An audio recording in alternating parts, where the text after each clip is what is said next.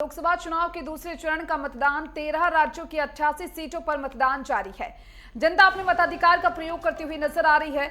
अगर बात करें अलग अलग राज्यों की तो लोकसभा चुनाव के दूसरे चरण का मतदान शुरू हो चुका है। 13 राज्यों की 88 सीटों पर मतदान लगातार जारी है। तो जनता अपने मताधिकार का लगातार प्रयोग कर रही है और आपको बता दें कि असम की 5, जम्मू कश्मीर की 1, त्रिपुरा की 1, राजस्थान की 13 सीटों पर यह मतदान चल रहा है। यूपी की भी 8 सीटों पर मतदान जारी। मेरठ, गाजियाबाद, गौतम बुद्ध नगर में चुनाव चल रहा है। अमरोहा, बुलंदशहर, अलीगढ़, मथुरा में भी चुनाव प्रक्रिया लगातार जारी है। मतदान करने के लिए लोग पहुंच रहे हैं। बागपत में भी मतदान लगातार जारी। लोकसभा चुनाव के दूसरे चरण का मतदान लगातार चल रहा है।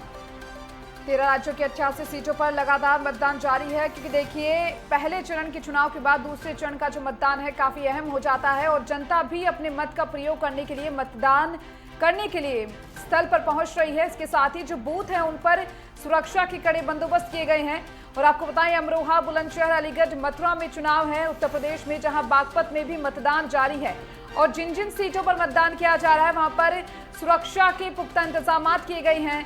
13 राज्यों की 88 सीटें काफी अहम हो जाती है पहले चरण के बाद। और ये तस्वीरें भी आपको लगातार दिखा रही हैं। 88 का रण लगातार जारी है। 13 राज्यों के 88 सीटों पर मतदान है और ये तस्वीरों में देख पा रहे हैं, महिलाओं के लिए पिंक बूथ यहां पर लगाए गए हैं ताकि किसी तरह की कोई दिक्कत ना हो। महिलाओं को मतदान करने के लिए सुरक्षा के भी कड़े बंदोबस्त यहां पर किए हुए हैं। बिल्कुल, तो 13 राज्य और केंद्र शासित प्रदेश की 88 लोकसभा सीटों पर आज वोटिंग हो रही है। सबसे ज्यादा केरल की 20 सीटों पर दूसरे चरण में वोटिंग चल रही है और इस चरण के मतदान के लिए कुल 1202 उम्मीदवार चुनावी मैदान में हैं। तो आपको बता दें कि आज बढ़ चढ़कर लोकतंत्र के महापर्व का हिस्सा बनने के लिए जो मतदाता हैं वो मतदान केंद्रों पर पहुंच रहे हैं।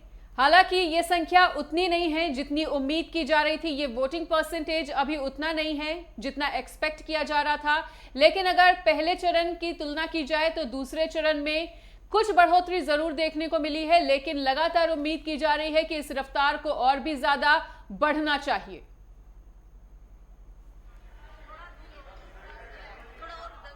This election is definitely on the ground that people want stable, good leadership to take India forward. It can't be on the ground of, I don't like somebody, so I don't want that somebody. Political parties will have to give good proposals to the people. And based on the proposals is what people will vote. People of India do not want to vote on the negativity.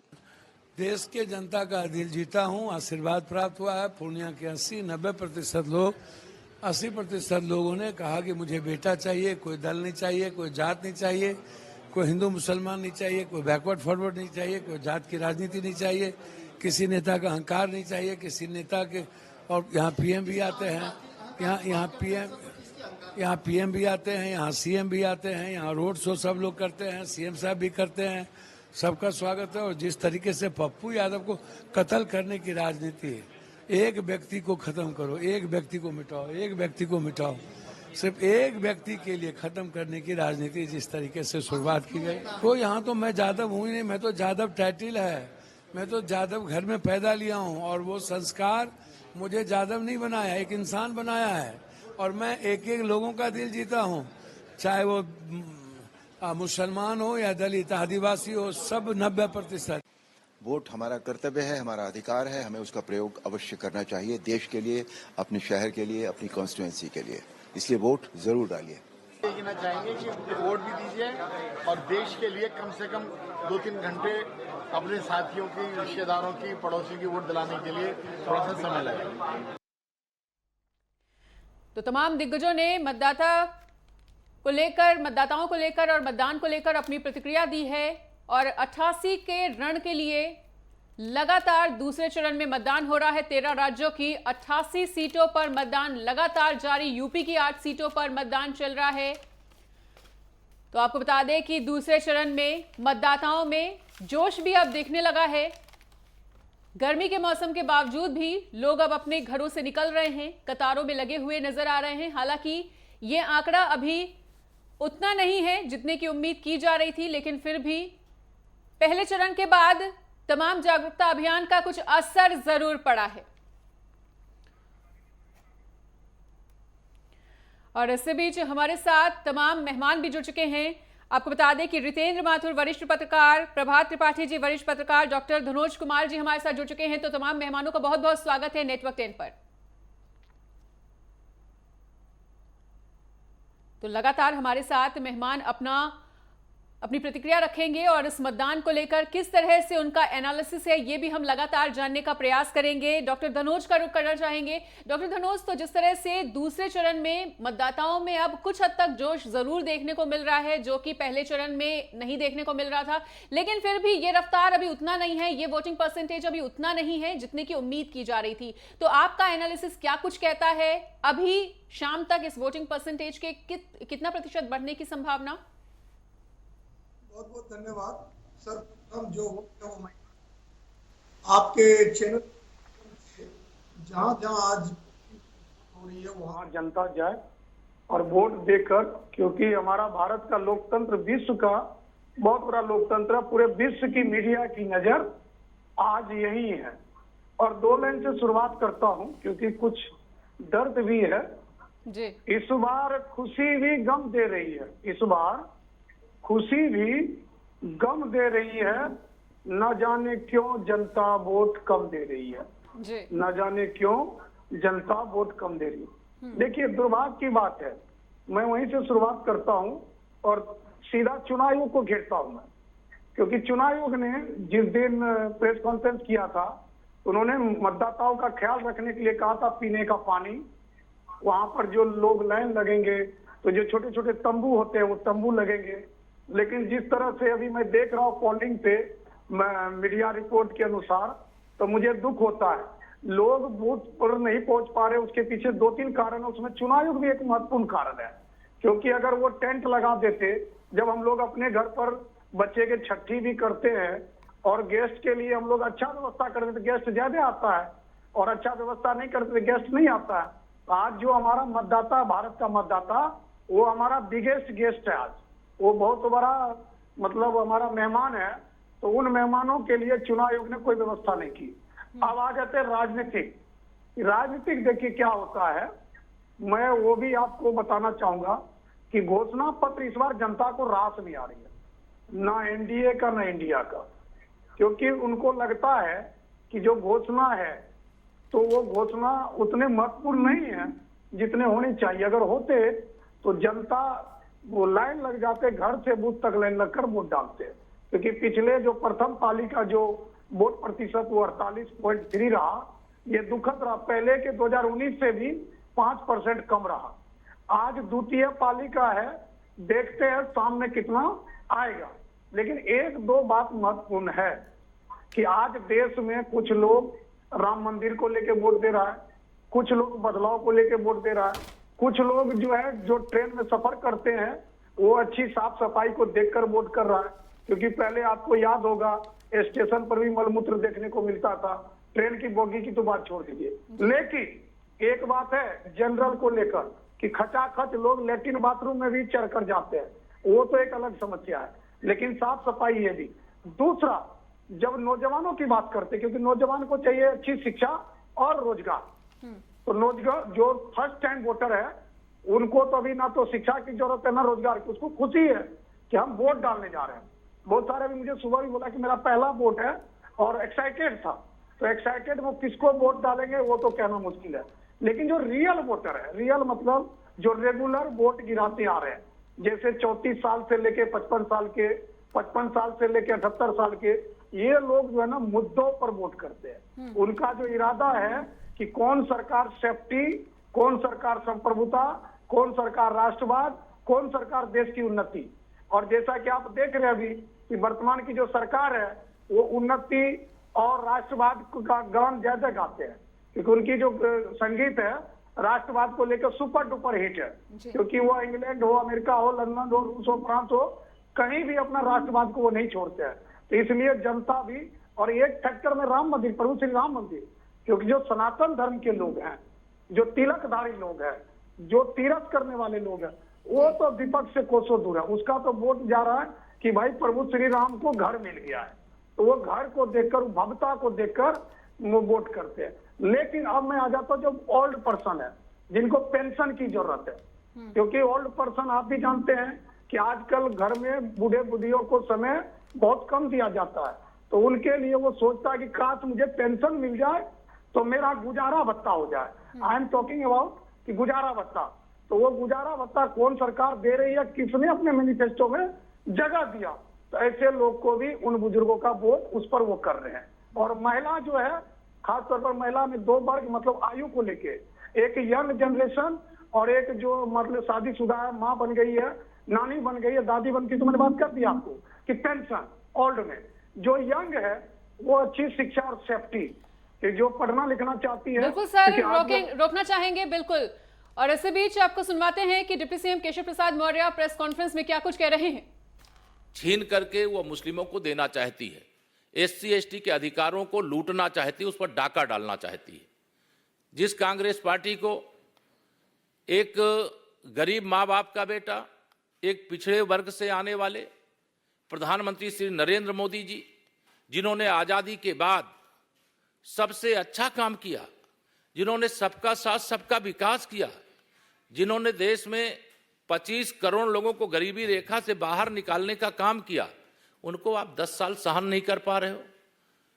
हजारों नहीं, मैं कहूं कि लाखों गालियां और अपमान भरे शब्दों का प्रयोग कांग्रेस के छोटे से लेकर के बड़े नेता तक मेरे प्रधानमंत्री श्री नरेंद्र मोदी जी के प्रति किया है। प्रधानमंत्री श्री नरेंद्र मोदी जी के प्रति अपमान भरे शब्द इसलिए प्रयोग किए जाते हैं। तो अभी डिप्टी सीएम केशव प्रसाद मौर्य को सुन रहे थे, जिन्होंने एक बार फिर से कांग्रेस पर जमकर हमला बोलने का प्रयास किया है। और लगातार बीजेपी के जो तमाम दिग्गज नेता हैं वो कांग्रेस पर, तमाम विपक्षी दलों पर हमलावर हैं। और देखिए हमारे साथ इस खास चर्चा में भी लगातार जो मेहमान हैं, जो गेस्ट है, वो लगातार जुड़े हुए हैं, उनका रुख करना चाहेंगे। रितेंद्र जी, मैं आपके पास आना चाहूंगी, क्योंकि देखिए जिस तरीके से धनोज जी ने बताया कि चुनाव आयोग ने जो पहले कहा था कि जो व्यवस्थाएं हैं, अगर मतदान स्थल की बात करें वहां पर प्रॉपर तरीके से व्यवस्थाएं की जाएंगी, क्योंकि अगर हम बात करें पिछले चुनाव की और अब का चुनाव देखिए तो वोटिंग प्रतिशत काफी कम होता हुआ दिखाई दिया। इसको लेकर क्या कुछ कहना चाहेंगे आप, क्योंकि अब मतदाता जो पहुंच रहे हैं अपने वोट का प्रयोग करने के लिए, मत का प्रयोग करने के लिए, वो पूरी तरह से संतुष्ट भी नजर नहीं आ रहे हैं। इस समय जो वोटिंग परसेंटेज है, लास्ट जो पहले 19 तारीख का इलेक्शन रहा है, उसमें 62 से 65% के बीच में पोलिंग हुई है, कम वेश। बिल्कुल, ये पोलिंग खराब नहीं मानी जानी चाहिए। ठीक है, अब लोगों को क्या है कि स्टेशन तो बन गए, पोल्स तक लोग पहुंच सकते हैं, बट कैसा है कि वहाँ सुविधा की बात एक होगी और वहां तक पहुंचना एक दूसरी समस्या होती है। अब एक ही मोहल्ले के अंदर लोग कोई भी रह रहे हैं, पर वो वहाँ पहुंच नहीं पाते हैं। तो ये ऐसा तो इलेक्शन कमीशन उनके लिए गाड़ियां प्रोवाइड तो कर नहीं सकती, तो लोगों को अपने संसाधनों से, कोई व्यवस्था से वहाँ पहुंचना पड़ता है। ये एक स्थिति बनी होगी सबके सामने। और पोलिंग परसेंटेज कम होने के रीजन मैं समझ रहा हूँ कि लोग सुबह सुबह का समय तो सब जल्दी नहीं निकलते, पर ये गर्मी बढ़ रही है, धूप तेज हो रही होगी, तो शाम के समय मुझे लगता है आते आते पोलिंग परसेंटेज क्लियर हो जाएगा और एक मैनेजेबल जो कहना चाहिए कि 50% 60% तक पोलिंग होनी चाहिए, वो हो जाएगी, ऐसा उम्मीद मुझे लगती है। लोग निकलेंगे घर से बाहर, क्योंकि लोगों के मन में जो एक है कि हम अगर वोट नहीं डालेंगे तो प्रतिशत वो नहीं पैदा होगा जो आना चाहिए। ठीक है, ये स्थिति मुझे सामने लग रही है।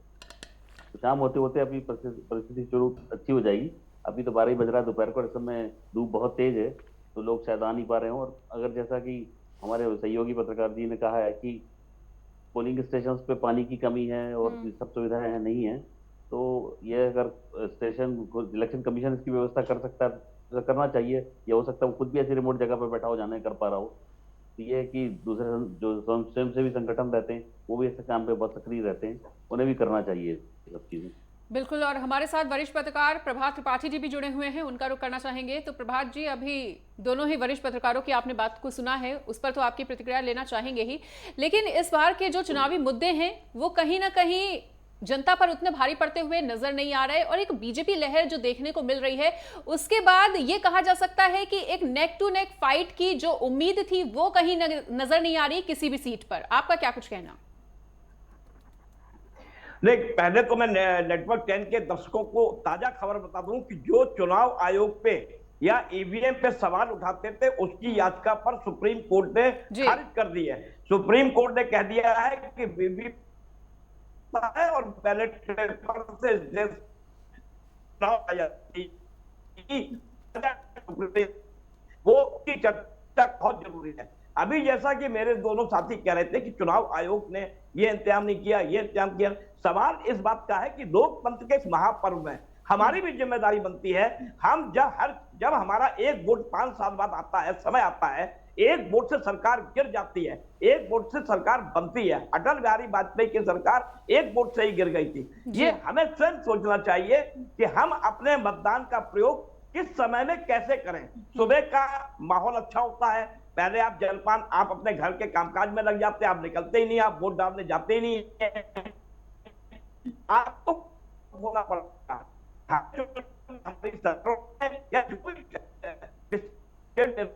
होता है वो पूरी करता है कि मतदाताओं को सुविधा मिले और मतदाता वहां पहुंचे। जब मतदाता ही घर से निकलेगा तो मैं आयोग पे टीकरा बोलना या किसी पे हम दोष देना मैं नहीं समझता हूं। नंबर एक बात। नंबर दूसरी बात, मतदान का प्रतिशत जो गिरा पहले दौर के बाद, पहले मतदान के बाद, अभी जिस तरीके से मतदाता एक मतदान करने जब जाता है तो वो राष्ट्रीय मुद्दों के आधार पर जब चुनाव ये होता है तो उसके दिमाग में ये रहता है कि भाई हम सरकार को चुनने जा रहे हैं, क्या रिपीट करने जा रहे हैं। और कम मतदान से ये कहीं नहीं है कि सरकार के खिलाफ जा रहा है या सरकार दोबारा वापस नहीं आ सकती है। 16 लोकसभा चुनाव में 10 बार ऐसा हुआ है कि 6 बार अधिक कम से कम मतदान हुआ और सरकारें रिपीट हुई हैं। तो ये मैं कह सकता हूं कि मतदाताओं की जिम्मेदारी है पहले वोट डाले जाके। और धूप और मौसम, जो अभी लू का एक समय है, 12-1 बजे के बाद लू चलने लगती है, फिर लोग सोचते हैं, आलस कर जाते हैं, 3 बजे के बाद जाते हैं, 6 बजे तक मतदान है। तो ऐसी स्थिति में जो दूसरे चरण का मतदान हो रहा है वो निश्चित तौर पर मत प्रतिशत शाम तक ये पता लगेगा कि जो पिछला रिकॉर्ड था वो रिकॉर्ड टूटा कि नहीं टूटा।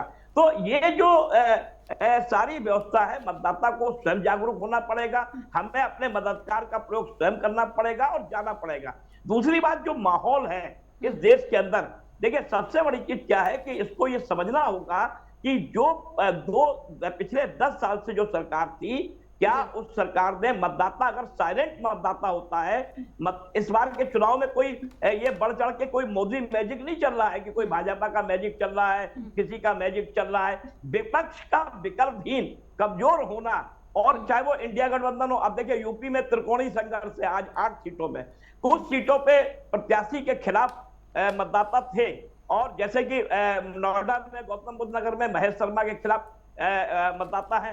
वो वहां पे जिस तरीके से फ्लैट ऑनर्स की रजिस्ट्री का मामला है, जिस तरीके से किसान सारे लोग बिल्कुल आपको मैं रोकना चाहूंगी, लेकिन जब आपको सीधा लेकर चलते हमारे दर्शकों को। चुनाव आयोग प्रेस कॉन्फ्रेंस कर रहा है, दिखाते हैं क्या कुछ तस्वीरें हैं।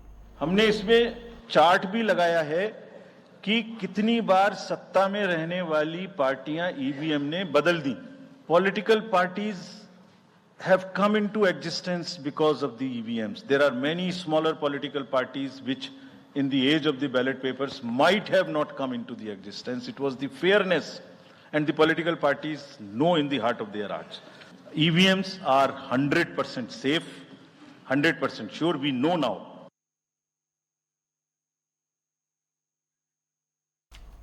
और ये चुनाव आयोग प्रेस कॉन्फ्रेंस कर रहा था, जहां पर हमने देखा, क्योंकि देखिए दूसरे चरण का मतदान है और दूसरे चरण को लेकर मतदाता आखिर कितने उत्साहित है ये हम जान रहे थे। और हमारे साथ हमारे खास मेहमान लगातार जुड़े हुए हैं, उनका एक बार फिर से रुख करेंगे कि आखिर दूसरे चरण का जो मतदान है, पहले चरण की बात करें वोटिंग प्रतिशत कम देखने को मिला, और अब दूसरे चरण में क्योंकि आधा दिन गुजर चुका है, कितने प्रतिशत वोटिंग यहाँ पर हुई है और शाम तक किस तरीके से मतदाता खुद जागरूक होकर वोटिंग करने के लिए मतदान स्थल पर पहुंचता है, ये देखने वाली बात होगी।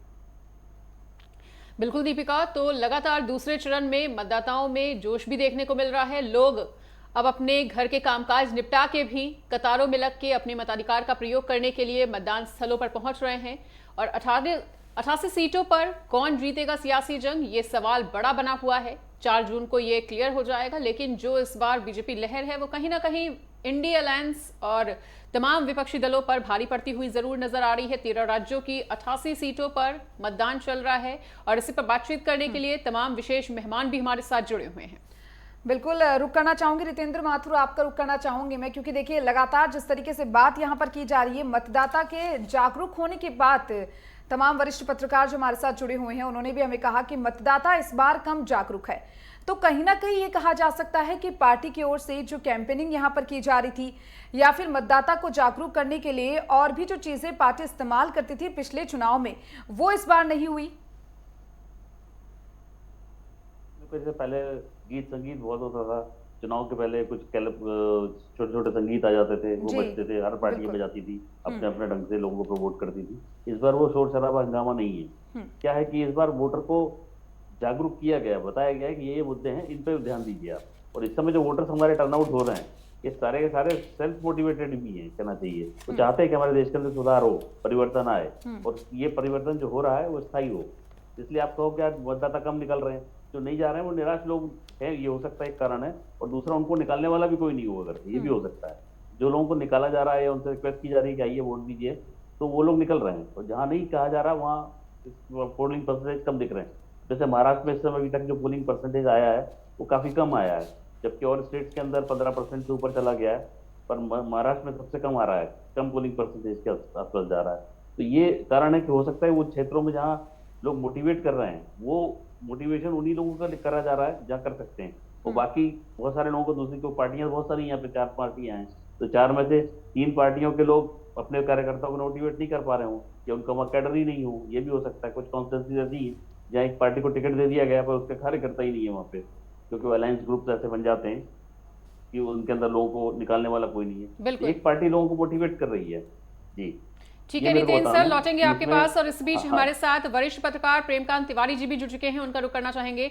तो प्रेमकांत जी, मतदाताओं में जागरूकता की कमी है या क्या कुछ कारण समझ पा रहे हैं इस कम वोटिंग परसेंटेज का? पिछले चुनावों की अगर अपेक्षा की जाए तो इस बार का जो वोटिंग परसेंटेज है वो पिछले चुनाव की अपेक्षा कहीं ना कहीं तुलनात्मक तौर पर कम तो है ही, क्या कुछ कारण? अभी ये देखा जा सकता है कि वोटिंग परसेंटेज कम है, लेकिन मैं उम्मीद करता हूं कि ये वोटिंग परसेंटेज शाम तक बढ़ जाएगा। एक बात ये जरूर है कि मौसम थोड़ा सा ज्यादा इस समय गर्म मिजाज बनाए हुए है, लेकिन इस मौसम के बावजूद लोग जो सवेरे से लेकर के अभी तक अपने काम निपटा रहे हैं, वो पहले मतदान फिर जलपान वाली स्थिति को उन्होंने स्वीकार नहीं किया होगा। हो सकता है कि अपने काम पहले निपटा लिए हों और खाना बनाना या छोटा मोटा जो कुछ भी। यद्यपि चुनाव आयोग ने ये सारी व्यवस्था कर रखी है कि जहां जहां मतदान है वहां पर अवकाश घोषित कर दिया जाता है, प्राइवेट संस्थान तक बंद कर दिए जाते हैं। लेकिन मैं इतना निराश नहीं हुई इस बात को लेकर के, और ये उम्मीद करता हूं कि शाम तक 6 बजे तक वोटिंग होनी है और ये मत प्रतिशत बढ़ेगा। बिल्कुल प्रभात जी, मैं आपके पास जी बिल्कुल प्रभात जी, मैं आपके पास भी आना चाहूंगी। वरिष्ठ पत्रकार प्रभात जी भी हमारे साथ जुड़े हुए हैं। प्रभात जी, क्योंकि देखिए लगातार वोटिंग प्रतिशत कम होने की बात हम लोग कर रही हैं, चर्चा लगातार जारी है। पहले चरण में भी वोटिंग प्रतिशत कम देखने को मिला। आप क्या कुछ फैक्टर्स मानते हैं अब तक का जो दूसरे चरण में मतदान प्रतिशत निकलकर सामने आया है उसके आधार पर? नहीं, देखिए जिस तरीके से पहले चरण पे स्टार प्रचारक प्रधानमंत्री नरेंद्र मोदी ने अलीगढ़ की एक जनसभा में ये बात कही कि आप लोग ज्यादा तादाद में वोट दें। देखिए बड़ा कारण है, सबसे बड़ा कारण है बीजेपी का बूथ मैनेजमेंट था और पन्ना प्रमुख से जानी जाती है भारतीय जनता पार्टी। 2014 और 2019 में जो एक उत्साह था कार्यकर्ताओं में भारतीय जनता पार्टी के कि बूथ से मतदाता को निकाल के मतदान स्थल तक ले जाना, ये आयोग का काम नहीं है, ये पार्टी के बूथ मैनेजमेंट, क्योंकि भारतीय जनता पार्टी का बूथ मैनेजमेंट बहुत मजबूत था। इस बार मुझे ऐसा लगता है कि प्रधानमंत्री नरेंद्र मोदी, एक आपात बैठक भी दिल्ली में परसों नड्डा, अमित शाह और सबने की पहले चरण के वोटिंग के बाद, क्योंकि ये रिपोर्ट उनको मिली कि लोगों ने ये मान लिया कि भारतीय जनता पार्टी का जो नारा था कि 400 पार, तो हमारी पार्टी तो अपने आप 400 पार हो जाएगी। ऐसा नहीं है।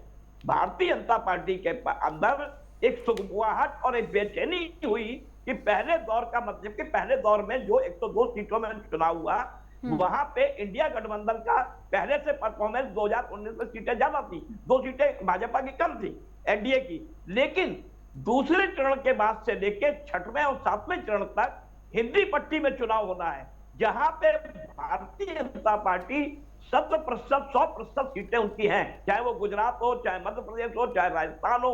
यहां से अगर मतदाता नहीं निकला तो कहीं न कहीं नुकसान भारतीय जनता पार्टी का होगा, क्योंकि अगर यहां से 2-3 सीटें भी अगर लूज कर जाते हैं, जैसे कि राजस्थान में है, मध्य प्रदेश में है, गुजरात में है, सारी की सारी सीटें मिली, मध्य प्रदेश में एक सीट छिंदवाड़ा को मिली, अब वो भी जीतने की भारतीय जनता पार्टी की संकल्प थी। तो जो भारतीय जनता पार्टी का बूथ मैनेजमेंट पन्ना प्रमुख था, वो इस बार कुछ मुझे थोड़ा सा शिथिल दिखाई दिया, लापरवाह दिखाई दिया। उसी को थोड़ा सा ऊर्जा पैदा करने के लिए खुद प्रधानमंत्री को अलीगढ़ की जनसभा में ये बोलना पड़ा, और उसके बाद रणनीति तय की गई कि मतदाता निकले और वोट डाले।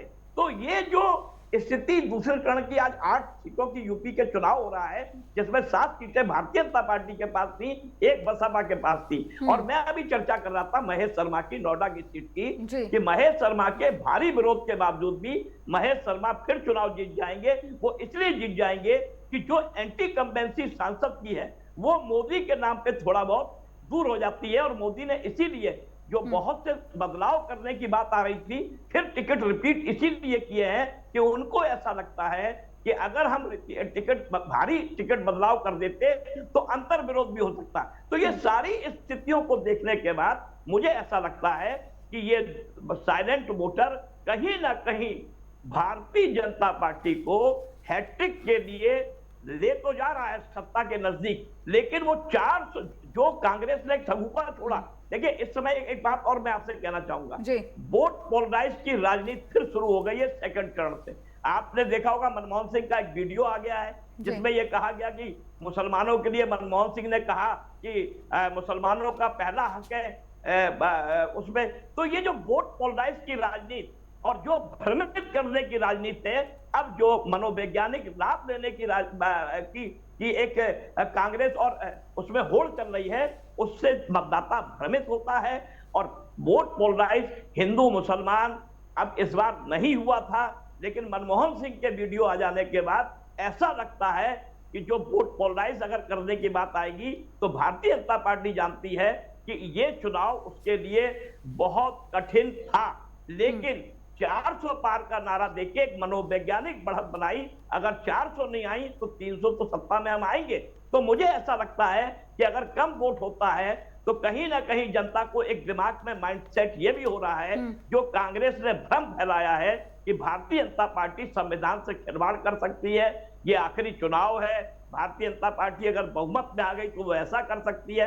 तो मतदाताओं के दिमाग में जो उनका वोटर है वो निकल रहा है आगे, वो वोट कर रहा है। कहीं कहीं मायावती ने त्रिकोणीय संघर्ष में खेल बिगाड़ा इंडिया का भी, कहीं कहीं भारतीय जनता पार्टी खेल बिगाड़ा, क्योंकि वो अपनी एक नई आइडियोलॉजी के साथ चुनाव मैदान में उतरी हुई है। तो ये जो सारी स्थितियां हैं, वोटर भ्रमित होता है। तो वोटर कहता है यार भैया मैं नहीं जाऊंगा, मैं तो घर में बैठा हूं, देखा जाएगा यार। वोटर्स भी कहीं ना कहीं आश्वस्त हैं या भ्रमित बिल्कुल कहा जा सकता है। प्रभात जी, लौटेंगे आपके पास और एक बार फिर से प्रेमकांत तिवारी जी का रुख करना चाहेंगे।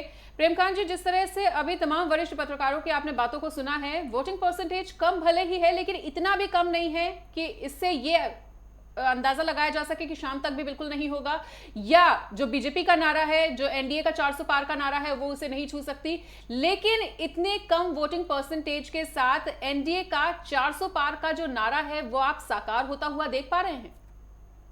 हाँ, ये बहुत महत्वपूर्ण बात है। भाई प्रभात जी भी इसी बात पर कह रहे थे, और मैं मनोवैज्ञानिक बढ़त बनाने की एक अपनी रणनीति है जी। 400 पार होता है या नहीं होता है, लेकिन उनको ये चाहिए कि क्लियर और एब्सोल्यूट मेजॉरिटी चाहिए। ये तो उनका अपना उद्देश्य है। अब हो जाता है तो बहुत अच्छा है। उन्होंने कहा कि भाई धारा 370 और 35A को हमने निष्क्रिय किया, निष्प्रभावी किया, तो श्यामा प्रसाद मुखर्जी साहब को बहुत बड़ी ये श्रद्धांजलि होगी अगर भारतीय जनता पार्टी को आप 370 सीटें दिला देते हैं और एनडीए को 400 से पार करा देते हैं। तो ये एक मनोवैज्ञानिक बढ़त, एक माहौल बनाने की एक बात थी। लेकिन आप एक बात ये गौर कीजिए कि जो एक एनालिसिस के नाते हम लोग विश्लेषक के रूप में काम करते हैं, किसी पार्टी के कार्यकर्ता के रूप में काम नहीं करते हैं, तो ये सवाल अभी भी बहुत बड़ा बना हुआ है।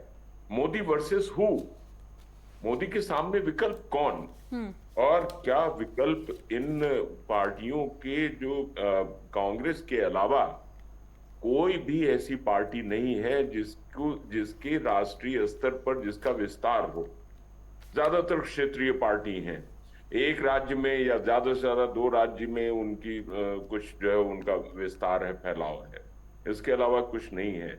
तो ये सवाल एक अभी भी बहुत बड़ा महत्वपूर्ण सवाल है कि एनडीए के सामने या भारतीय जनता पार्टी नीत एनडीए के सामने कौन सा संगठन ऐसा है जो आपको एक राष्ट्रव्यापी मजबूत विकल्प के रूप में प्रस्तुत कर रहा है।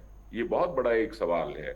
जी। और हाँ, ये बात भी अभी आई कि ईवीएम में जो फैसला आया वो तो अपनी जगह पर है, लेकिन वोटिंग परसेंटेज अगर बढ़ा भी है तो उसने सरकारों को रिपीट भी किया है। बिल्कुल। और वोटिंग परसेंटेज अगर घटा भी है तो उसने भी सरकारों को रिपीट किया है। ऐसा नहीं है। तो ऐसी स्थिति में हम लोगों को रिजल्ट तक तो वेट करना ही पड़ेगा, कयास लगाते रहना हम लोगों का काम है, विश्लेषण करते रहना हम लोगों का काम है, लेकिन आगे देखना होगा कि वास्तव में क्या होता है। जी। तो मैं समझता हूं कि अभी उम्मीद हम कर रहे हैं कि वोटिंग परसेंटेज बढ़ेगा, और अगर मान लीजिए बढ़ नहीं रहा है तो ये लोकतंत्र की जो वास्तव में चुनाव को एक बात कही जाती है कि लोकतंत्र की सबसे खूबसूरत अभिव्यक्ति है चुनाव। बिल्कुल। उस चुनाव में जनता को बढ़ चढ़ करके हिस्सा लेना चाहिए। और मैं सुन रहा था कि शुरुआत में ही हमारे साथी ने कहा कि लोगों को भी ये उनका एक सेंस ऑफ रिस्पॉन्सिबिलिटी बनता है, उनको जागरूक होने की चलिए, आवश्यकता बिल्कुल है। प्रेमकांत जी, सही कहा आपने जिस तरीके से कि ये स्पष्ट तो जी पैसा 4 इस जून को देश ही का हो पाएगा। जिन्होंने कमाया है वो गोर गरीबों में बांटने की बात हमारे देश के प्राइम मिनिस्टर हमेशा कहते हैं, और आगे भी जो जिन्होंने लूटा है, जिनके ऊपर इंक्वायरीज हुई हैं, ये यही दर्शाता है जो चीट करके इस देश के गरीब लोगों का पैसा जिन्होंने जमा किया है वो गरीबों के बीच में बंटना चाहिए। इसका समर्थन तो हम हमारे देश के प्राइम मिनिस्टर जी के साथ खड़े हैं, और जो सुप्रीम कोर्ट का आज निर्णय आया है उसका भी स्वागत करने जैसा है कि इस देश का हर मतदार 150 करोड़ जनता जब मतदान करती है एक मशीन पे, तो उसका विश्वास वो मशीन पे पूरी तरीके से आज उस पे मोहर लगाते हुए सुप्रीम कोर्ट ने साफ शब्दों में कहा है ईवीएम मशीन ही करेक्ट मशीन है जिसपे मतदान होता है और आज होगा।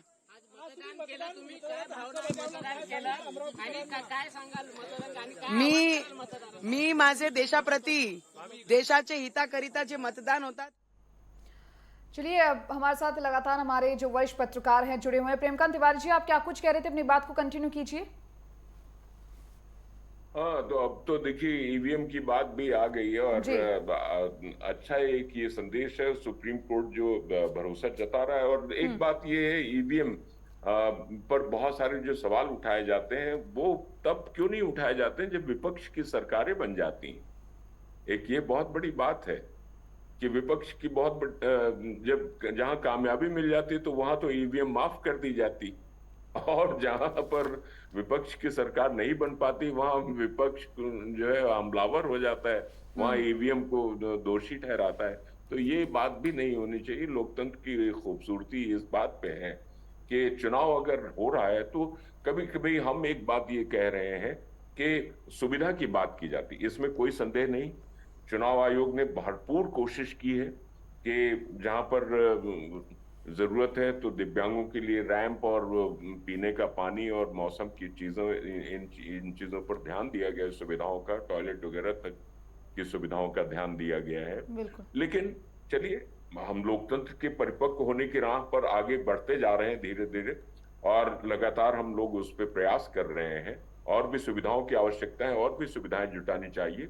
लेकिन कई बार ऐसा भी होता है कि अगर हम वास्तव में लोकतंत्र के एक पक्के वफादार सेनानी हैं तो हमारा भी एक ये फर्ज होता है कि हमको भी देखना चाहिए। हमारे भी घर में बत्ती चली जाती है, अगर बिजली चली जाती तो थोड़ी देर के लिए हम संघर्ष करते हैं, और विकल्पों की अगर हम लोगों के पास जो है वो स्थिति नहीं, उपलब्धता नहीं है तो हम कष्ट बर्दाश्त करते हैं। कष्ट बर्दाश्त करके भी हम लोगों को लाइन में लगना चाहिए। और इस मामले में शहरी मतदाताओं ने ज्यादा निराश किया है हमेशा ग्रामीण मतदाताओं की अपेक्षा। ग्रामीण मतदाता आज भी मौसम की मार झेलते हुए भी, उस संघर्ष करते हुए भी लाइन में लगता है और वोट देता है। बिल्कुल। और शहरी डॉक्टर मतदाताओं को इतना सुकुमार नहीं होने बिल्कुल की प्रेमकांत तिवारी जी लौटेंगे आपके पास। लगातार डॉक्टर धनोज भी हमारे साथ जुड़े हुए हैं, उनका रुख करना चाहेंगे। डॉक्टर धनोज, इस बार अगर देखा जाए चुनाव में तो कहीं ना कहीं बिल्कुल डॉक्टर धनोज का रुख करेंगे, पर उससे पहले बड़ी खबर का रुख कर लेते हैं। बड़ी खबर सामने आ गई है, दूसरे चरण में भारी जोश देखने को मिल रहा है और असम में 11 बजे तक 27.43% मतदान हो गया है। वोटिंग परसेंटेज आपको बता रहे हैं इस वक्त का बिहार में 21% से कुछ ज्यादा मतदान हो गया है। जम्मू कश्मीर में भी 26.6% मतदान हुआ है। कर्नाटक में 11 बजे तक 22.34% मतदान, केरल में 11 बजे तक 25.61% मतदान हुआ है। मध्य प्रदेश की बात कर ली जाए तो वहां पर 28.15% मतदान हुआ है। महाराष्ट्र में 11 बजे तक 18.83% मतदान, मणिपुर में 33.22% मतदान, राजस्थान में 26.84% मतदान, वहीं त्रिपुरा में 11 बजे तक 36.42% मतदान हो चुका है। उत्तर प्रदेश में 24.31% मतदान, पश्चिम बंगाल में 31% से कुछ ज्यादा मतदान हुआ है। तो दूसरे चरण में मतदाताओं में भारी जोश देखने को मिल रहा है। बिल्कुल सही कहा आपने, दूसरे चरण में अब लगातार जोश मतदाताओं में देखने को मिल रहा है। मतदाता अपने मत का प्रयोग करने के लिए मतदान स्थल पर पहुंचते हुए नजर आ रही हैं। जिस तरीके से दिन बढ़ता जा रहा है उसी तरीके से जो मतदान प्रतिशत है, वोटिंग प्रतिशत जो है वो बढ़ता जा रहा है। जहां पर कर्नाटक में आपको बताएं 11 बजे तक 22% तक मतदान हुआ, केरल में 11 बजे तक 25% तक मतदान हुआ है। मध्य प्रदेश की बात करें तो 28.15% मतदान, महाराष्ट्र में 11 बजे तक 18% मतदान हो चुका है। तो वहीं मणिपुर में 11 बजे तक 32.22% तक मतदान हो चुका है। और हमारे साथ हमारे मेहमान लगातार जुड़े हुए हैं, खास मेहमान जिनसे हम चर्चा कर रहे थे वोटिंग प्रतिशत को लेकर, वो भी लगातार जुड़े हुए हैं, उनका भी हम रुख करेंगे। एक बार फिर से आपसे जानना चाहेंगे डॉक्टर धनोज, क्योंकि देखिए अब जो मतदान प्रतिशत निकलकर सामने आया है, लगातार भारी जोश मतदाताओं में देखने को मिल रहा है। जिस तरीके से दिन बढ़ता जा रहा है, लोग मतदान करने के लिए पहुंच रहे हैं, अपने मत का प्रयोग करने के लिए पहुंच रहे हैं, क्या कुछ कहेंगे? क्योंकि अब मतदान प्रतिशत बढ़ रहा है धीरे धीरे। शुक्रिया, आप चुनाव आयोग की तरह लेट से आए। देखिए, जस्टिस नहीं कर पाते। अभी हमारे मित्र लोग बोल रहे थे, मैं जो बोलूंगा तो आप लोग के गले नहीं उतरेगा। सच्चाई, नरेंद्र मोदी पूर्णिया आए थे, उन्होंने भाषण दे के गए, पूर्णिया का वोट प्रतिशत देखिए आप ताज्जुब करेंगे। मैं बिहार में बैठा हूँ इस टाइम और लगातार मैं दूसरे मोबाइल से, व्हाट्सएप से, जिसमें कम से कम सैकड़ों लोग होंगे, अच्छे लोग जो पल पल का खबर दे रहा है, क्योंकि मैं एक चैनल भी, उस चैनल से संबंधित हूं मैं, उनके सारे रिपोर्टर मुझे रिपोर्ट कर रहे हैं। और गला नहीं उतरेगा आपको कि चुनाव आयोग की पूरी नाकामी है। जो लोग यहाँ बचाव करते चुनाव आयोग का, क्योंकि दायित्व है चुनाव आयोग का कि चुनाव आयोग किस तरह जो वोटर को वोट करवाए, ये पहला दायित्व चुनाव आयोग का है, किसी राजनीतिक पार्टी का नहीं है। आपको याद होगा जो सर्विस में लोग सेना के, क्या उनके वोट, उनके क्या पेपर नहीं मंगवाते हैं? बैलेट पेपर से होता है ना। उसी तरह जो गरीब लोग दूसरे राज्य में काम करने चले गए हैं, उनका पोल करवाना उनका जवाबदेही है क्या? वो चुनाव का जवाबदेही है। क्योंकि हमारे यहाँ निष्पक्षता की कमी है। हमारे यहाँ बोलने में भी पक्षपात करते हैं, निष्पक्ष नहीं बोल पाते हैं। निष्पक्ष बोलना चाहिए। निष्पक्ष यह बोलना चाहिए कि अगर बिहार का कोई मजदूर अभी पंजाब में है, हरियाणा में है, राजस्थान में है, मुंबई में है, तो क्या उसको वोट गिराने का अधिकार नहीं है? जब हिमाचल में चुनाव आयोग ईवीएम लेकर लोगों के घर तक जा सकते हैं, तो क्या वो व्यवस्था नहीं कर सकते दूसरे जगह? तो ये निष्पक्षता की बात है। लेकिन डॉक्टर धनोज, ये तो लोगों की भी अपनी कर्तव्य बनता है, लोगों की भी अपनी जिम्मेदारी बनती है कि वो भी अपने घरों से बाहर निकलें, और जो खासकर सक्षम है वो जरूर निकलें। और नेटवर्क 10 भी लगातार ये अपील कर रहा है अपने दर्शकों से कि आपके जहां पर भी क्षेत्र में मतदान हो रहा है वहां पर लोकतंत्र के महापर्व का हिस्सा बनके ज्यादा से ज्यादा मतदान करें। और 11 बजे तक के वोटिंग परसेंटेज की बात हो रही है तो एक बार फिर से उसका जिक्र करना चाहेंगे। बांका की बात कर लेते हैं। बिहार के बांका में 18.75% मतदान हो गया है, भागलपुर में 19.27% मतदान, कटिहार में 22.65% मतदान। और अगर अन्य सीटों की भी बात कर ली जाए तो पूर्णिया में 25% से बहुत ज्यादा मतदान हो गया है, 25.90%। किशनगंज में 21.94% मतदान हुआ है। तो ये बिहार की वो 5 सीटें हैं जहां पर वोटिंग परसेंटेज हम आपको दिखा रहे हैं। और ये दिखाना इसलिए भी जरूरी हो जाता है ताकि लोग इससे जागरूक हो सके और लोग ये जान सके कि उनका एक वोट भी सियासी दलों के लिए बहुत मायने रखता है, क्योंकि उनका एक वोट ही ये तय करता है कि आगे किसकी सरकार बनेगी। और अगर कोई वोट नहीं करता तो फिर उसे सरकार पर आगे कभी ब्लेम करने का भी वो अधिकार खो देता है। इसीलिए हम लगातार आपसे ये अपील कर रहे हैं कि अगर आपके भी क्षेत्र में कहीं पर भी मतदान हो रहा है, मतदान चल रहा है, तो अपने मताधिकार का प्रयोग करने के लिए ज्यादा से ज्यादा संख्या में पहुंचे और अपने परिवारजनों को लेकर पहुंचे, अपने आसपास के लोगों को लेकर पहुंचे। बिल्कुल। चलिए अब अगली खबर का गाजियाबाद से हम रुख करना चाहेंगे। यहां पर गाजियाबाद लोकसभा की विधानसभा मोदी नगर में मतदान केंद्रों पर अपने मताधिकार का प्रयोग करने मतदाता लगातार पहुंच रही हैं। देखिए, आपको बताएं कि नगर पालिका मोदी नगर अध्यक्ष विनोद वैशाली ने भी अपने मताधिकार का प्रयोग किया है और नेटवर्क 10 पर पालिका अध्यक्ष विनोद वैशाली ने मतदाताओं से अधिक मतदान करने की भी अपील की है। जरा सुनिए।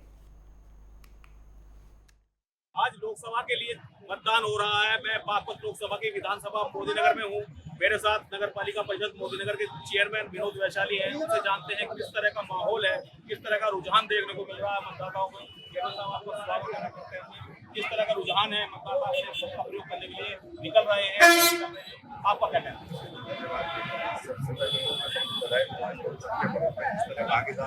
आप सड़कों पर देखते भी हैं। मैं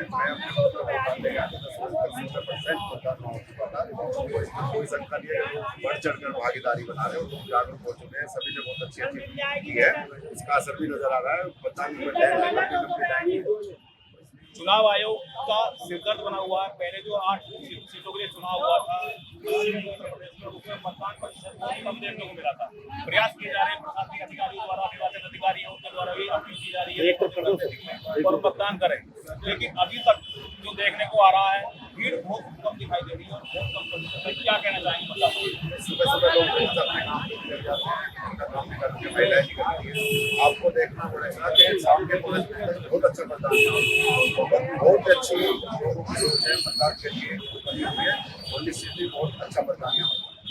चेयरमैन साहब, आप खुद राजनीतिक आदमी हैं और पार्टी से जो जुड़े हुए हैं। पिछली बार मतदान हुआ था जो पिछले लोकसभा चुनाव हुए, इस बार क्या आंकड़े हैं, क्या गणित है, किस तरह का प्रतिशत चुनाव का पहुंचने जा रहा है, आपका क्या? वो देखो सैंपल बदल है, लेकिन पिछले चुनाव में इसमें थोड़ा सा फर्क ये पड़ जाता है कि जो सभासद लड़ता है तो अपनी वोटों को घर घर से निकाल के लाता है, तो उसमें थोड़ा सा परसेंटेज ज्यादा होने की संभावना रहती है। थोड़ा देश का चुनाव है तो एक ही वोट लगती है, तो थोड़ा हो सकता है 2-4% का ज्यादा भी हो सकता है। साहब, हमारे चैनल के माध्यम से आप जो मतदाता हैं उन्हें क्या संदेश देते हैं? इसमें जरूर भागीदार बने और अच्छे प्रत्याशी को चुने।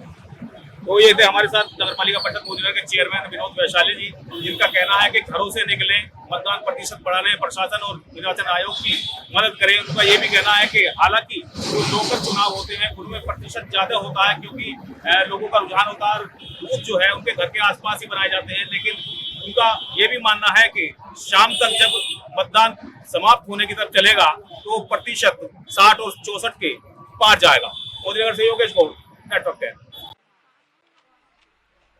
और ये देखिए, लगातार गाजियाबाद से भी हमने आपको तस्वीरें दिखाई हैं, क्योंकि देखिए अब दूसरे चरण का ये मतदान है। पहले चरण के बाद दूसरे चरण के मतदान को लेकर अब उत्साह जो है वोटर्स में दिखाई दे रहा है। चुनाव का ये दूसरा चरण है। अपने मत का प्रयोग करने के लिए मतदाता पहुंच रही हैं। चुनाव आयोग की तरफ से भी तैयारियां जो है, व्यवस्थाएं हैं, वो पुख्ता व्यवस्थाएं की गई है। चाहे वो सुरक्षा की बात हो या महिलाओं के लिए पिंक बूथों की बात हो, वो भी यहाँ पर बनाए गए हैं चुनाव आयोग के द्वारा। और ये तस्वीरों में भी आप लगातार देख रहे हैं, लगातार लाइनों में खड़े होकर अपने वोट का प्रयोग करने के लिए, अपना वोट देने के लिए देश के नाम वोटर्स पहुंच रहे हैं।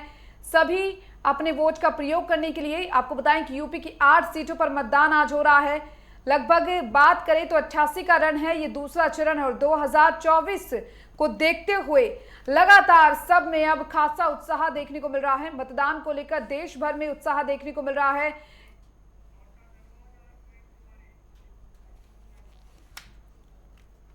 बिल्कुल, तो 80 सीटों वाले उत्तर प्रदेश में दूसरे चरण में मतदान लगातार जारी है। 8 सीटों के लिए मतदान को लेकर देश भर में खासा उत्साह भी देखने को मिल रहा है।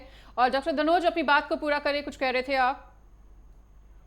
मेरी आवाज आ रही है? बिल्कुल आ रही है सर, अपनी बात को कंटिन्यू करें। हाँ, मैं 2-3 पॉइंट जो पॉइंट आउट करना चाहता हूँ। एक पत्रकार होने के नाते फोर्थ पिलर ऑफ इंडिया हमारा एक दायित्व बनता है कि जो कमी है उसके विषय में बोलना ही चाहिए। जनता जो है वो अपने नेता को चुनने के लिए तो वोट देने जाती है, लेकिन जो जनता क्षेत्र में है ही नहीं, जो अपने घरों में नहीं। और रिटर्निंग ऑफिसर डीएम होते हैं, डीएम का भी दायित्व होता है। जब चुनाव आयोग ने घोषणा कर दिया तभी से लेकर उनका भी काम है जागरूकता, क्योंकि डीएम भी रिटर्निंग ऑफिसर हो जाने के बाद वो पार्ट हो जाते चुनाव आयोग का। और ऑब्जर्वर इन लोग का काम, पहले आपने देखा होगा कि नुक्कड़ सभा होती थी जो चुनाव आयोग की तरफ से, और चुनाव आयोग एम्बेसडर चुनते थे। इस बार एम्बेसडर बनाने में बहुत देर कर दिया। क्यों? एम्बेसडर बनाने का मतलब ये होता है कोई नामचीन आदमी जब एम्बेसडर बनते हैं तो स्वतः वो बात लोगों तक जाती है, क्योंकि आज मीडिया जिस तरह से अपना काम कर रही है, जिस तरह से हम लोग कर रहे हैं, उतना वो लोग नहीं कर पा रहे। लेकिन उससे अलग हटके मैं एक बात कहना चाहता हूँ कि ये जो आप देख रहे मौसम, जब नितिन गडकरी जैसा आदमी जो कि इतने तगड़े लीडर हैं, इतने तगड़े मंत्री है, वो भाषण देते हुए बेहोश हो जाते हैं और बाद में बोलते हैं कि गर्मी की वजह से ऐसा हुआ, तो कम से कम चुनाव आयोग को, राजनीतिक पार्टी को, समाज सेवी को, या मान लीजिए आसपास के जो वहाँ के अफसर लोग हैं उनको तो कम से कम गर्मी से डरना चाहिए। वो तो कम से कम व्यवस्था करनी चाहिए पानी का। कोई भी व्यक्ति लाइन में लगा हुआ है, आपको पता है कि पीएच के अनुसार, वाटर का H2O पीएच के अनुसार हर 2 घंटे में पानी चाहिए। अगर एक व्यक्ति 8 घंटा लाइन लगेगा उसको पानी कौन देगा? क्योंकि लोग वोटर कार्ड लेकर जाते हैं, उनको बोलना चाहिए कि घरों से 1 बोतल पानी लेकर भी आइए, क्योंकि आपको वहां टाइम लग सकता है। ये जरूरी नहीं है, मुझे बोलने दीजिए 10 सेकंड, ये जरूरी नहीं है कि जाते ही मैं वोट गिरा दूंगा। वहां पहले से लंबी लाइन लगी 100-200 आदमी का, और उस लाइन में मैं खड़ा हूं तो क्या मुझे पानी की जरूरत नहीं पड़ेगी? तो ये सब भी देखना। ठीक है डॉक्टर धनोज, बिल्कुल, तो मतदान स्थलों पर कुछ व्यवस्थाएं ऐसी करनी चाहिए ताकि मतदाताओं को कोई परेशानी ना हो, और खासकर जो बुजुर्ग मतदाता पहुंच रहे हैं उनको किसी तरह की परेशानी का सामना ना करना पड़े। ये आपका पॉइंट वैलिड है।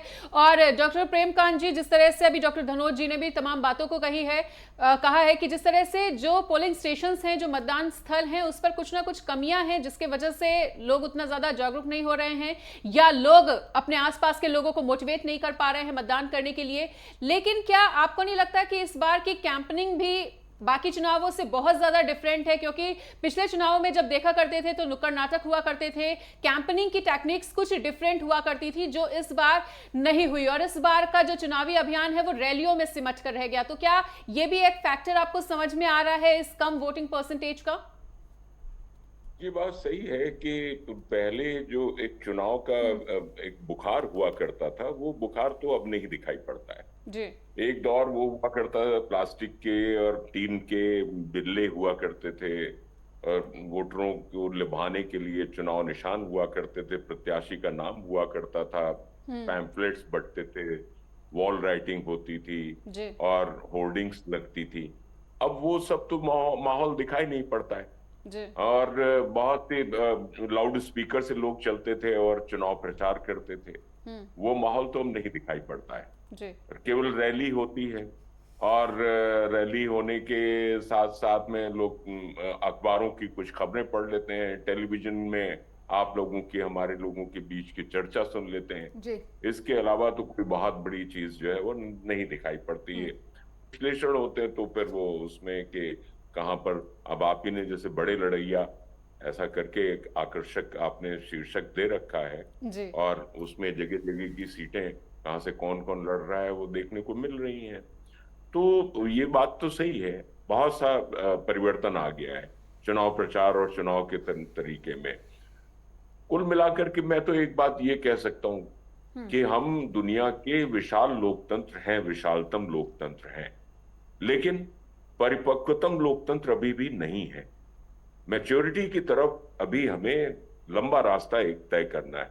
वो डॉक्टर तनोज जो बोल रहे थे वो मैं उनकी बात से सहमत होते हुए अपने आप को जोड़ता हूं, और ये बात मैं उनको ध्यान भी दिलाना चाहूंगा कि आप जिस स्टेट में हैं और उस स्टेट में उससे जुड़ा हुआ उत्तर प्रदेश भी है, यहाँ पर क्या व्यवस्था रही है, उत्तर प्रदेश से हम हैं, और आप ही से जुड़ा हुआ बंगाल है, बंगाल में क्या व्यवस्था रही है। ये 3 स्टेट्स जो है वो चुनाव के मामले में सबसे ज्यादा कंट्रोवर्शियल रहे हैं। इन जगहों पर जब बैलेट से वोट हुआ करता था, और जब जो पारंपरिक रूप से जो हमने माहौल थोड़ा सा आपको बताया कि ऐसा हुआ करता था, उस दौर में सबसे ज्यादा अव्यवस्था इन 3 राज्यों में दिखाई पड़ती थी, पश्चिम बंगाल, बिहार और उत्तर प्रदेश। लेकिन अब देखिए वो टीएन शेषन के जमाने से लेकर के निरंतर जो चुनाव प्रक्रिया में सुधार होता जा रहा है, और जिस तरह से न्यायालय की निगरानी और चुनाव आयोग की निगरानी और चुनाव आयोग का जो सशक्तिकरण हुआ है और जो मतदाताओं का सशक्तिकरण हुआ, वो काबिल तारीफ है डॉक्टर तनोज। मैं ये बात जरूर कहना चाहूंगा, और मैं समझता हूं कि इस बात से आप भी सहमत होंगे।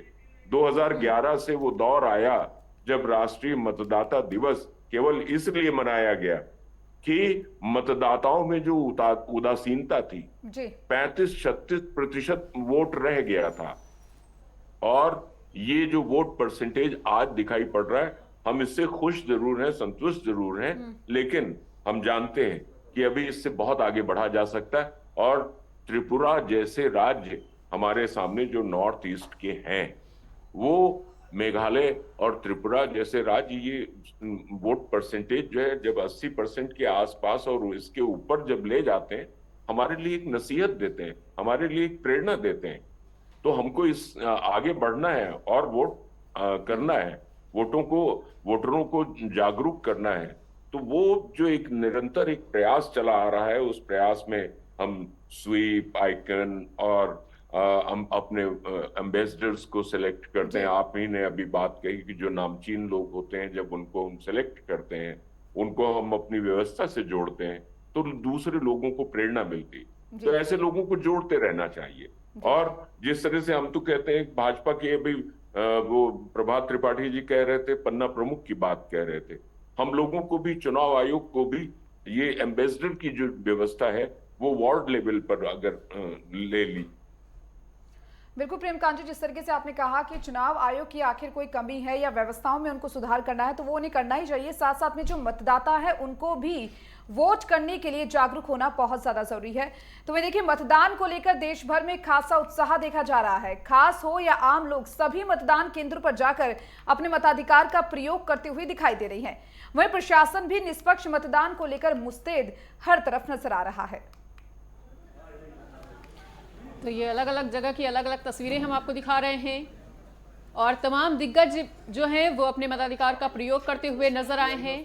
और कहीं ना कहीं प्रत्याशियों की किस्मत पर जनता का फैसला 4 जून को आ जाएगा। और फिलहाल तमाम दिग्गजों की जो किस्मत का फैसला है वो ईवीएम में कैद होता हुआ, और तमाम ये दिग्गज हैं वो जो अपने मताधिकार का प्रयोग करते हुए नजर आए।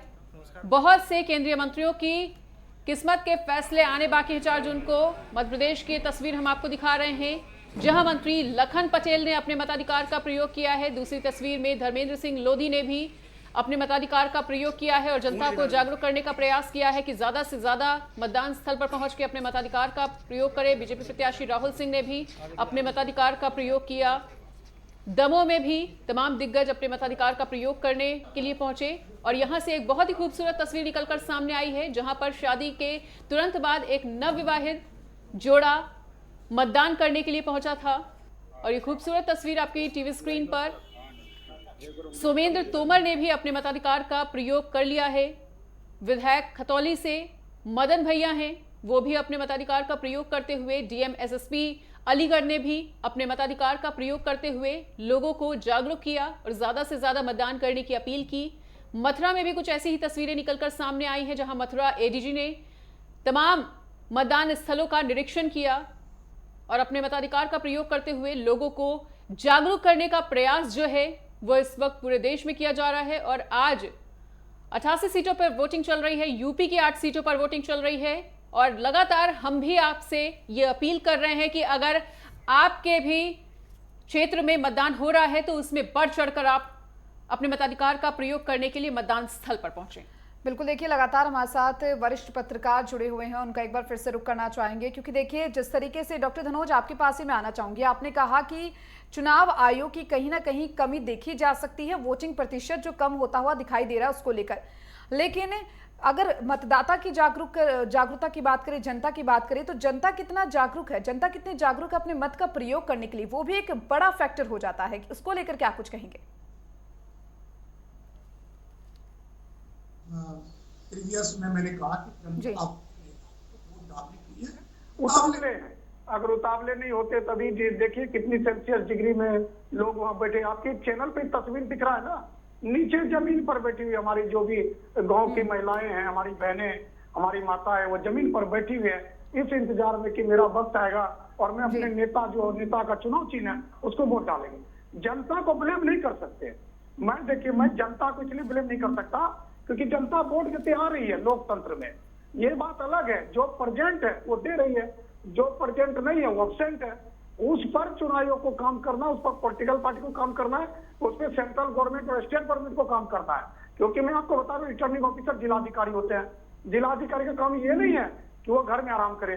जिलाधिकारी का काम है, जिलाधिकारी का काम कि जब बिगुल फूक गया तो उसको अपने क्षेत्र में जो उसके जो विकास मित्र जिन्होंने अपॉइंट कर रखा है उनसे विचार करना चाहिए, बात करना चाहिए, उनकी मीटिंग लेना चाहिए कि जाकर देखो गांव में, उनके घरवाली को बोलो, लुगाई को बोलो कि अपने पति को चिट्ठी लिखे फोन करे, आए वोट डाले, वोट का मत समझाओ। ये पाठशाला लगाना रिटर्निंग ऑफिसर का काम है, लेकिन वो नहीं लगा पाते, इसमें कमी है। और दूसरी बात, पॉलिटिकल पार्टी क्यों चाहेगा वोट प्रतिशत ज्यादा हो? ठीक है डॉक्टर धनोज, बिल्कुल। तो तमाम मेहमानों का हमारे साथ जुड़ने के लिए बहुत बहुत शुक्रिया। तो दूसरे चरण का मतदान अभी भी लगातार जारी है। कुछ लोगों ने सुबह ही सबसे पहले अपने मताधिकार का प्रयोग कर लिया, तो कुछ लोग अपना कामकाज निपटा के अब मतदान करने के लिए पहुंच रहे हैं। और नेटवर्क 10 लगातार आपसे ये अपील कर रहा है कि बढ़ चढ़कर लोकतंत्र के इस महापर्व का हिस्सा बने और अपने मताधिकार का प्रयोग करके एक स्वस्थ सरकार को चुने। फिलहाल यहां पर रुकेंगे एक छोटे से ब्रेक के लिए।